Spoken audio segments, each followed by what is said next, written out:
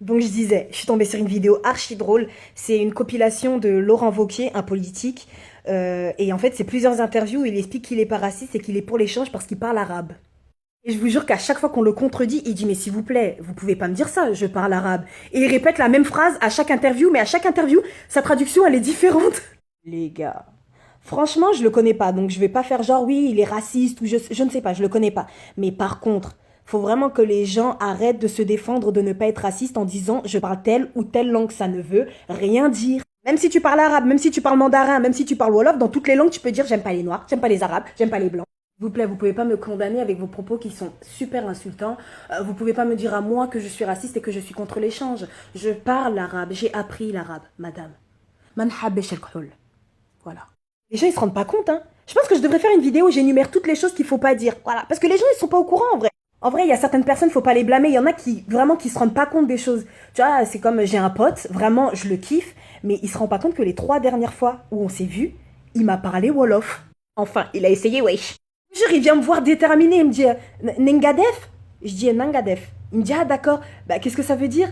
Mais mon gars, si tu me le dis, c'est que tu dois savoir. Ça se trouve, t'es en train de m'insulter, tu sais même pas. 2 autres fois, il était beaucoup plus subtil. Tu sais, il se mettait pas trop loin de moi, mais il faisait genre, il se parlait à lui-même, tu sais, il était là. Nangadef. Nangadef.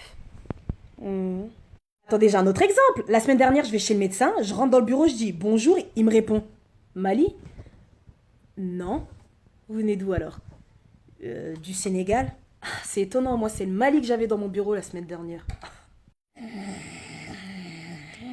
Bien évidemment, le pompon, alors vraiment le pompon sur la Garonne, je pense que c'est quand même les gens qui en 2018 te disent vas-y, moi j'aimerais bien que tu m'apprennes l'africain.